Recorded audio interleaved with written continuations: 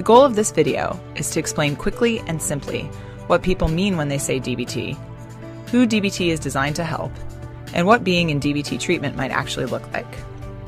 The main goal of DBT is to build a life worth living. This means having things that are meaningful and important to you in your life. So this could mean music to one person, horses to another, and a quiet room with lots of books to someone else. Let's start with explaining those letters. Acronyms are always a bit confusing. The D stands for dialectical. This is a fancy philosophy word based on the idea of a dialectic, or two things that can seem like opposites but can in fact both be true at the same time. For example, in DBT, we believe that everyone is doing the best they can, and they need to try harder. We often think of dialectics as a great big scale, tilting back and forth. The main dialectic in DBT is that we are always trying to balance acceptance, you're doing the best you can, this is really how life is right now, with change. You have to try different things to get the life you want, you have to be motivated and work harder. A DBT therapist is thus constantly dancing, trying to make sure they really understand and accept where you're coming from, while also pushing you to change when they can. It can be a complicated step. The B stands for behavior. A behavior is anything that can be reinforced or rewarded. Okay, let me briefly explain reinforcement too. A reinforcer is anything that increases the likelihood that a behavior will occur again.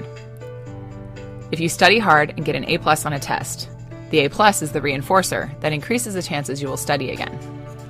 If your dog sits and you give him a treat, the treat is the reinforcer that increases the chance he will sit again. If you do a favor for a friend and he brings you a present to thank you, the present is the reinforcer that increases the chances you will do more favors in the future. The laws of behavior, having to do with these reinforcers, affect all living things: dogs, dolphins, people, even therapists. DBT recognizes this and tries to harness the power of behavior change to move you closer to your goals, your life worth living. In DBT, therapists work with you to establish target behaviors, things that you are working to increase, or often in the beginning, decrease, to make your life better. Common initial targets in DBT include thinking of suicide, self-injury, restricting meals, binging and purging, using drugs or alcohol, engaging in risky sexual behavior, reckless driving, physical aggression, and shoplifting. The T stands for therapy, obviously. But DBT is different from other therapies you may have participated in or heard of. DBT therapists have a lot of specialized training in DBT and follow many assumptions and guidelines in their work as DBT therapists that differ from other therapy traditions. All of this is a bit beyond the scope of this video, but I'll let you in on a couple. DBT therapists believe that the most caring thing a therapist can do is to help push a client toward their long-term goals. Sometimes these goals may seem unattainable.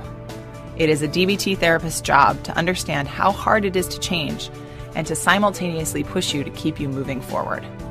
DBT therapists also believe that therapy with someone is a real relationship between equals. It also means that the work in therapy is carried out by both of you. It's like a DBT therapist is in a rowboat with you, and you are both rowing to get to your destination. Your therapist shouldn't be laying back silently while you row super hard. And you also shouldn't be in the back of the boat drilling little holes in the bottom while your therapist is up front rowing, thinking you're rowing too.